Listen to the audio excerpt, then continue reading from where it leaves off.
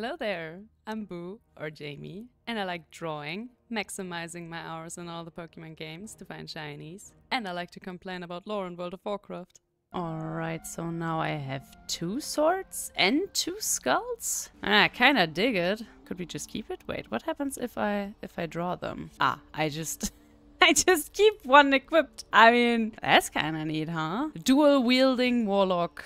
When? Hello, and welcome back to a new episode on the channel. Well, remember when people asked me to create our Shadow Priest from back in the day? Yeah, like 3 months or something in the remix. That day has finally come. Here we are. We're looking gorgeous in our Shaldorai attire that for some reason gives you that little... Yeah, what is that? That little thing on your chin? I mean, I kind of vibe with it, but it's for some reason connected to this super cool robe that is your allied race armor that you get when you level up a Nightborn. And I mean, apart from that little chin thing, this looks absolutely amazing. I think this is one of the coolest sets in the game. And also, if you have the entire set, it only gets better. But anyway, as I have done it last time we had a Shadow Priest, you might remember this, I really like to change all these icons down here so they actually match up with my class spec and sometimes even race. I haven't really done that with my Warlock yet at all. Mostly because, you won't guess it, I am not that used to the cooldowns on a Warlock. But I am very used to this. I've played Shadow Priest for so many years, and even though Shadow Priest is one of these classes that has been going through a lot of changes throughout the years, it also, in its core, most of the time stayed the same, so I know what most spells do even without really looking at them, and you probably know exactly what I'm talking about, because I suppose many of you also have a few classes that you just played again and again throughout all these years. Now, I am actually not even sure what has changed over here. I know that a few changes have come through every class, and I know, by the way, that currently the Idol of Cthulhu is completely bugged. Like, these little tentacles that you spawn every now and then, they can spawn outside of combat and keep you in combat. It's just a big old bug fest, so pretty much every guide that I've seen online is giving out a PSA to not skill it at the moment. And we also have to do this, and oh my god, okay, we have all these add-ons here. Yeah, let me clean this up real quick. And now we move on to the fun part. I've already done that a few times on the channel, and also I've done it in some of my shorts, that I'm rewriting all these spells so their icons are different from these, because even though some of them are really fitting for a Shadow Priest, I feel like some, especially like the ones that are based on light magic for some reason, yeah, they are a little bit sore on the eye if everything is blue and purple. So I always love to change that, and I've already shown that again and again. But if I've learned one thing about content creation is that don't feel bad about replicating the stuff you've already done, so bear with me. Over here you can select so many icons. This is something that I've loved to go through during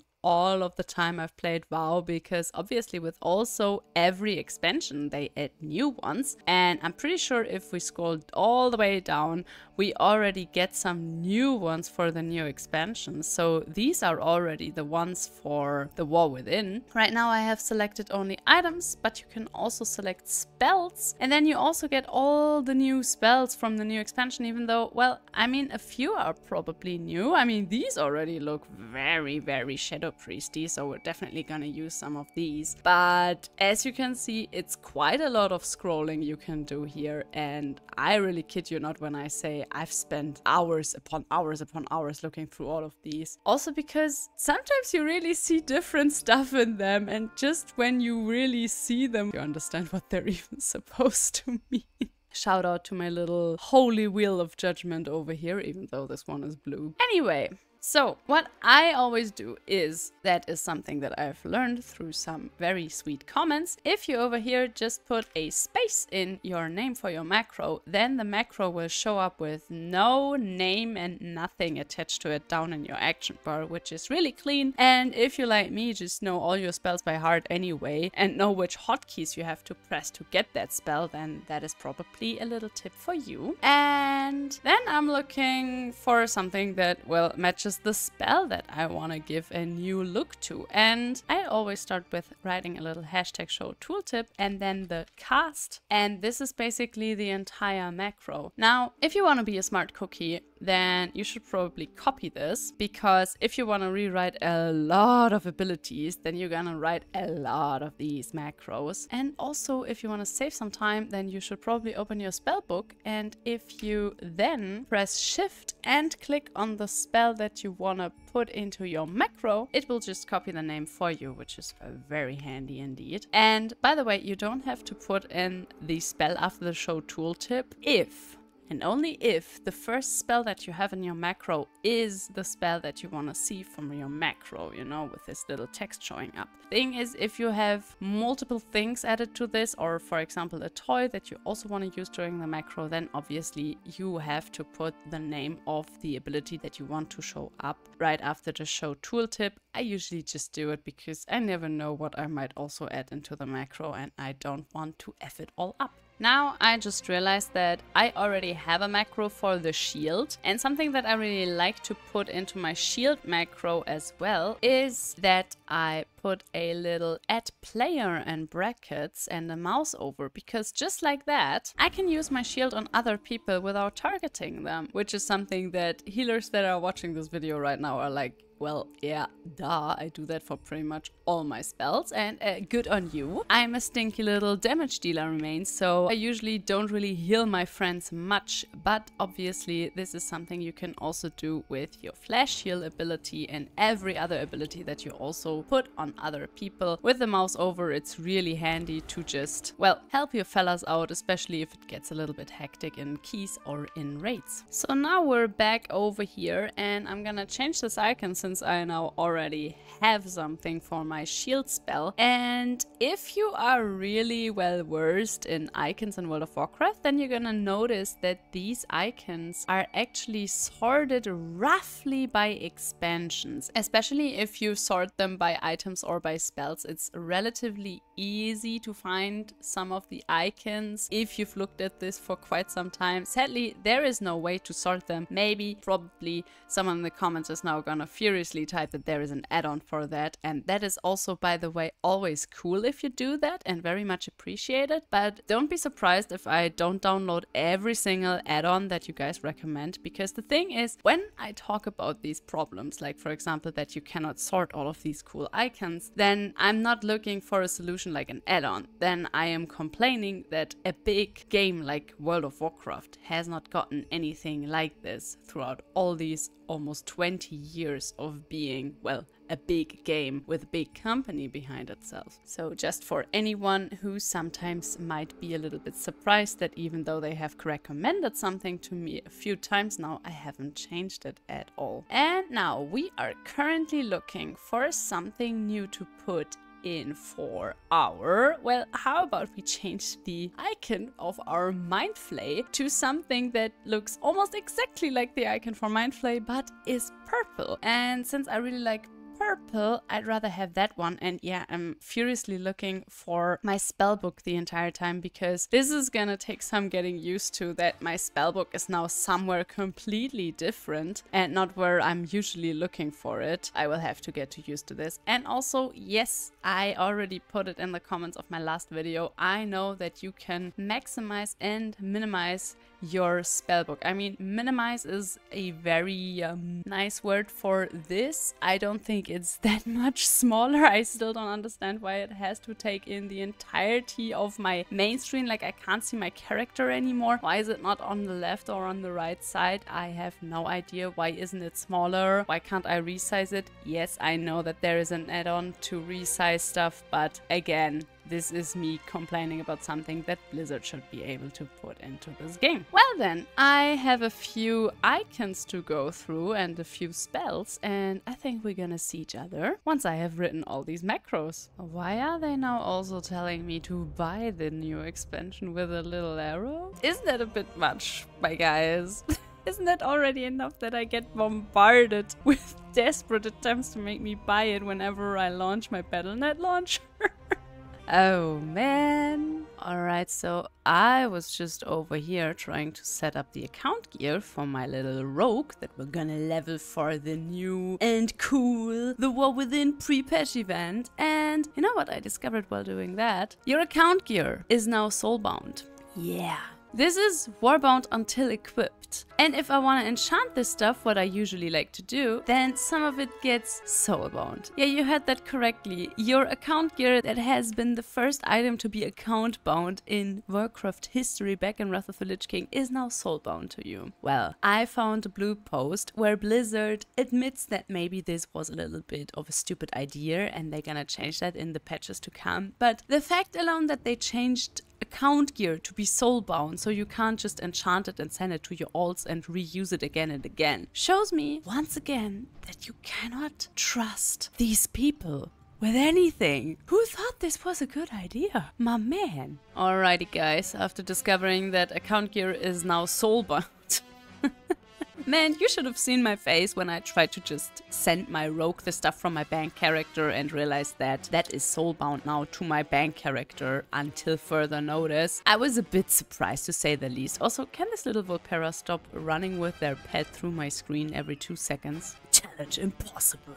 Anyway, we are back on our little new Shadow Priest, and I have changed my icons a little bit. I'm still missing a few because it's actually a lot of work to do that. I keep forgetting that. I also love that underneath every single quest that I accept now, there will be forever the little notion that, yeah, I already did that with my warband. Well, newsflash Blizzard, I did every quest in the game with my warband. And now we are on our fish that can now dynamic fly. Oh yeah, and now let's try out, can he also swim fast?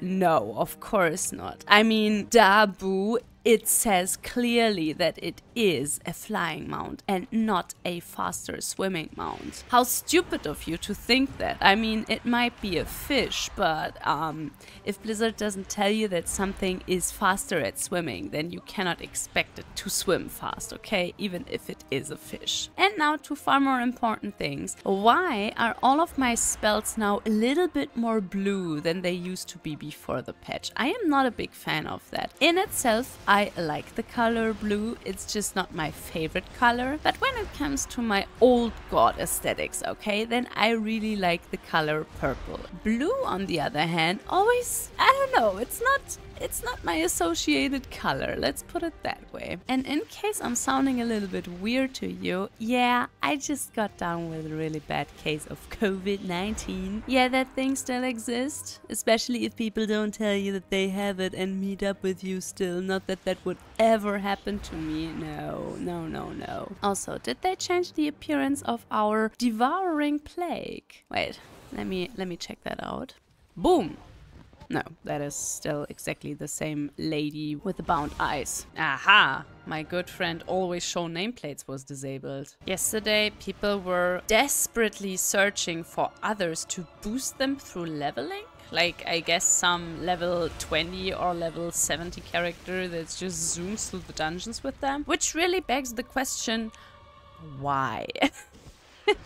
Again, I have so many questions when people let themselves be boosted, because I did literally nothing with this character except queuing up for one dungeon, and I'm 5 levels higher than I was before that dungeon. So, honey, why do you need a boost? Alright, what do we have here? Ah, Psychic Link. Well, all of this looks really delicious, so we're just gonna skill Psychic Link, even though we cannot really mass dot yet, because we don't have a Shadow Crash yet, but that's gonna change. And in case you're wondering, well, Boo, you already started a Nightborn Shadow Priest for the channel, and you also have a Nightborn Shadow Priest main character from this expansion, don't you? Yeah, so what?